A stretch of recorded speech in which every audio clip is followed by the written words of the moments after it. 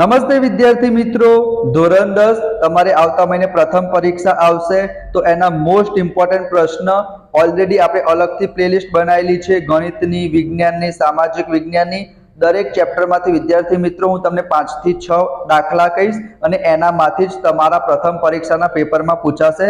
તમે ગુજરાતની કોઈ પણ સ્કૂલમાં ભણતા હશો વિદ્યાર્થી મિત્રો. તો આજે આપણે ચેપ્ટર નંબર 7 જે તમારું યામ ભૂમિતિ છે એમાં વિભાગ સી માં એટલે કે 3 માર્ક્સમાં કયા દાખલા પૂછાઈ શકે છે આ જ દાખલા પૂછાશે વિદ્યાર્થી મિત્રો. તો તમે સ્ક્રીનશોટ લઈ લેજો અને વિદ્યાર્થી મિત્રો જો સબસ્ક્રાઇબ ના કર્યું હોય તો તમારી ચેનલ છે વિદ્યાર્થી મિત્રો, તમારી જવાબદારી છે આને ઉપર સુધી લઈ જવાની. તો સબસ્ક્રાઇબ વિદ્યાર્થી મિત્રો કરી દેજો. ચલો, સૌથી પહેલો પ્રશ્ન આ તમારી પરીક્ષામાં પૂછાઈ શકે છે.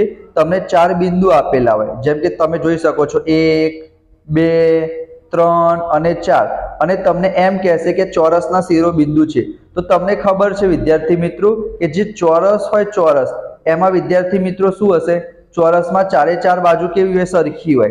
AB BC CD AD. તો ચોરસમાં 4 બાજુ સરખી હશે અને એના સિવાય એક વિકર્ણ AC અને બીજો વિકર્ણ BD એટલે કે 2 વિકર્ણ સરખા હશે. તો બસ વિદ્યાર્થી મિત્રો તમારે એ જ કરવાનું છે.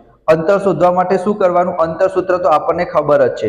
તો અહીંયા મેં સરસ મજાનો દાખલો ગણેલો છે. જેમ કે વિદ્યાર્થી મિત્રો મારે AB શોધવું છે. મારે શું શોધવું છે? AB શોધવું છે. તો આપણે કયા 2 પોઈન્ટ લેવાના, કયા 2 યામ લેવાના? A અને B લેવાના.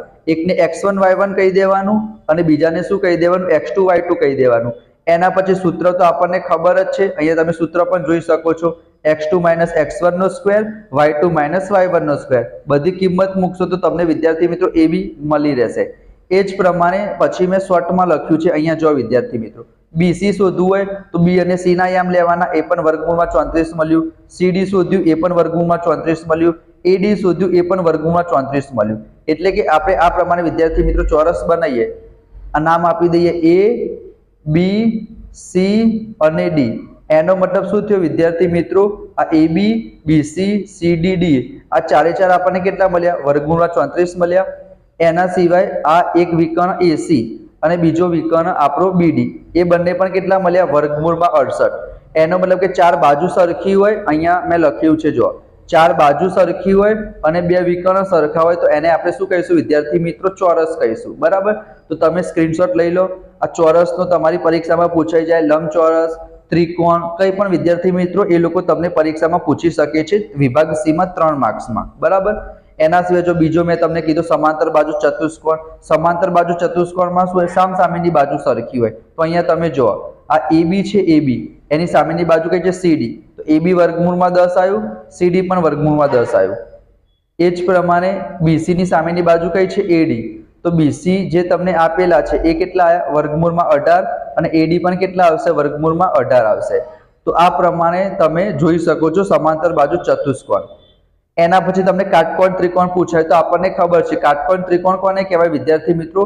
તમારા માટે મેં અહીંયા ડ્રો પણ કરેલું છે કાટકોણ ત્રિકોણ. આને થોડુંક ઉપર લઈ જાઉં, જસ્ટ વેઇટ કરજો. ઓકે, ચલો હવે તમને દેખાશે. તો કાટકોણ ત્રિકોણ કોને કહેવાય? એક 90 અંશનો ખૂણો હશે એને કાટકોણ કહેવાય. તો પહેલા આપણે 3 બાજુ શોધી દેવાની. આ AB શોધી દીધું, આ BC શોધી દીધું અને AC શોધી દીધું. કાટકોણ ત્રિકોણમાં તમને ખબર છે પાયથાગોરસનો થિયરમ, બરાબર, જે 8મા ચેપ્ટરમાં પણ આવશે કે AB નો કોઈ પણ 2 બાજુનો સ્ક્વેર કરીશું, કોઈ પણ 2 બાજુ નહીં, કર્ણ સિવાયની 2 બાજુનો વર્ગ કરીશું તો એ કર્ણના વર્ગ બરાબર થાય. તો અહીંયા તમે જોઈ શકો છો વિદ્યાર્થી મિત્રો સરસ મજાનું મેં પ્રેઝન્ટેશન સાથે તમારા માટે ઓલરેડી લખેલું છે. બરાબર? કે વર્ગમૂળમાં 50 નો સ્ક્વેર કરીશું તો 50 આવશે, વર્ગમૂળમાં 2 નો સ્ક્વેર કરીશું તો 2 આવશે અને 50 ને 2 કેટલા થશે? 52 થશે. તો બંને સરખું આવી ગયું. એનો મતલબ આ કયો ત્રિકોણ થશે? કાટકોણ ત્રિકોણ થશે. તો આ જે 3 પ્રશ્ન હતા એના ઉપરથી એ લોકો કોઈ પણ પ્રશ્ન પૂછી શકે છે. અંતર સૂત્રનો જ ઉપયોગ કરવાનો છે. એના પછી મેં તમને પહેલા વિભાગમાં પણ કીધું હતું વિદ્યાર્થી મિત્રો કે એક પ્રશ્ન 100% તમને પૂછાશે 7.1 માંથી. યાદ રાખજો વિદ્યાર્થી મિત્રો, 7.1 ના જે છેલ્લા 4 દાખલા છે, 7મા નંબરનો દાખલો, 8મા નંબરનો દાખલો, 9મા નંબરનો દાખલો અને 10મા નંબરનો દાખલો. આ 4 દાખલામાંથી એક દાખલો તમારી પરીક્ષામાં 100% પૂછાશે. બેઠે પૂછાશે. રકમ પણ લગભગ એ લોકો ચેન્જ નહીં કરે. ઉદાહરણના સ્વાધ્યાયના દાખલા કરી દેજો. બરાબર? એમાં એક સમાન અંતર વાળો આપેલો છે. બરાબર? એક તમને અંતર આપેલું હશે, એના સિવાય એક્સ અને વાય વચ્ચેનો સંબંધ ચકાસવાનો કે બરાબર. તો અહીંયા તમે જોઈ શકો છો, તમને બે બિંદુ આપેલા હશે અને એક આપેલું હશે એક્સ વાય. તો એક્સ વાય ને આપણે પી કહી દેવાનું. બે બિંદુ નામ આપેલા હશે અને x1 y1 કહી દઈશું. બંને યામને સરખાઈ દઈશું. ધીમે ધીમે સાદુરૂપ તમે આપતા જશો. સ્ક્રીનશોટ લઈ લેજો જેથી તમને આઈડિયા આવી જાય. જેમ જેમ તમે નીચે જતા જશો એમ તમને શું મળશે વિદ્યાર્થી મિત્રો? એક સરસ મજાનું સમીકરણ મળી રહેશે. ખબર પડી? તો આ પ્રમાણે તમારી પરીક્ષામાં એક્સ અને વાય વચ્ચેનો સંબંધ ચકાસવાનો પૂછાય. આ બીજો પ્રશ્ન પણ એવો છે, આમાં પણ સંબંધ ચકાસવાનો છે. એક એક્સ્ટ્રા મેં દાખલો કરાયેલો છે તમારા માટે, જેથી તમને આઈડિયા આવી જાય પ્રેક્ટિસ માટે. એના પછી આપણે એક સારો દાખલો છે, તમારી પરીક્ષામાં પૂછાય. હું તમને હિન્ટ પણ આપી દઉં. જસ્ટ વેઇટ, જતું રહ્યું. હું તમને હિન્ટ પણ આપી દઉં. યાદ રાખજો વિદ્યાર્થી મિત્રો, જ્યારે પણ તમને એમ કે કયા ગુણોત્તરમાં, પરીક્ષામાં શું લખેલું હોય, જ્યારે પણ પરીક્ષામાં લખેલું હોય વિદ્યાર્થી મિત્રો કયા ગુણોત્તરમાં, શું લખેલું હશે? કયા ગુણોત્તરમાં. એનો મતલબ તમારે શું શોધવાનું થશે? m1/m2 શોધવાનું થશે. તો આ દાખલો પણ વિદ્યાર્થી મિત્રો 2 માર્ક્સમાં તો ના પૂછાય, એ લોકોને પૂછવું હોય તો પૂછી શકે, પણ 3 માર્ક્સમાં પૂછવાના ચાન્સીસ છે. બરાબર. તો એના માટે વિભાજન સૂત્ર આપણે વાપરવાનું. અહીંયા તમે જોઈ શકો છો, વિભાજન સૂત્ર વાપરીને એક્સ અને વાય એમ આપણે સરખાઈ દેવાના. બરાબર. તો અહીંયા તમે જોઈ શકો છો, એક્સ એમ સરખાઈશું અને વાય એમ સરખાઈશું. તો આપણે વાય એમ સરખાયા તો આપણને m1 અને m2 મળી ગયા. સોરી, એક્સ એમ સરખાયા ત્યારે આપણે એક્સ એમ સરખાયા ત્યારે m1 અને m2 મળી ગયા. અને જે m1 અને m2 ની કિંમત મળી, m1 ઉપર 1 મળ્યા, m2 બરાબર 2 મળ્યા. તો એની કિંમત આપણે આમાં મૂકી દઈશું, તો આપણને એક સાથે બંને પ્રશ્ન મળી જશે. બરાબર. તો આ પ્રમાણે વિભાજન બિંદુના યામ પણ મળી જશે અને ગુણોત્તર પણ મળી રહેશે. બરાબર. તો અહીંયા બે વસ્તુ પૂછી છે, વિભાજન બિંદુના યામ પણ શોધો અને કયા ગુણોત્તરમાં વિભાજન કરે. તો આ પ્રમાણે એક જ વખતમાં તમે બે સોલ્વ કરી શકશો. બરાબર. અને ત્રિભાગ બિંદુના યામ શોધવાના છે, તો તમે બે રીતના ગણી શકો છો. એક વખતે ત્રિભાગ એટલે 3 સરખા ભાગ પડે. તો બે બિંદુ તમને આપેલા હશે, એક બિંદુને x1 y1 કહી દેવાનું, બીજા બિંદુને x2 y2 કહી દેવાનું. એક વખત આપણે ગુણોત્તર 1:2 લેવાનો અને બીજી વખત ગુણોત્તર આપણે 2:1 લેવાનો.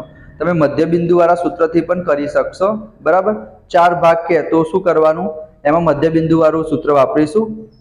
બરાબર. તો ત્રિભાગ બિંદુના યામ તમારી પરીક્ષામાં પૂછાય. અહીંયા પણ લખ્યું છે કયા ગુણોત્તરમાં. એનો મતલબ શું શોધવાનું? m1/m2 શોધવાનું. તો અહીંયા તમે જોઈ શકો છો m1/m2 1:1 આવ્યું. અને વિભાજન બિંદુના યામ પણ તમે શોધી શકશો. m1 અને m2 1:1 આવ્યા તો એની કિંમત મૂકી દેવાની. તો તમને x કેટલા મળ્યા? -3/2. તો વિભાજન બિંદુના યામ પણ મળી ગયા અને કયા ગુણોત્તરમાં વિભાજન કરે છે એ પણ મળી ગયું. તો 6 થી 7 દાખલા હતા, જે તમારા અમુક દાખલા વિભાગ બી માં પણ પૂછાઈ શકે છે. બીજા બધા વિડીયો પણ આવી ગયા છે, તો તમે જોઈ લેજો. તમારી ચેનલ છે સબસ્ક્રાઇબ કરજો, નોટિફિકેશન ઓન કરજો. સામાજિક વિજ્ઞાન છે એની પણ આપણે અલગથી પ્લેલિસ્ટ બનાવેલી છે, એમાં તમને દરેક વસ્તુ મળી રહેશે. તો મળીશું નેક્સ્ટ વિડીયોમાં. ત્યાં સુધી જય શ્રી કૃષ્ણ, રાધે કૃષ્ણ, જય હિન્દ, જય Bharat. Thank you so much.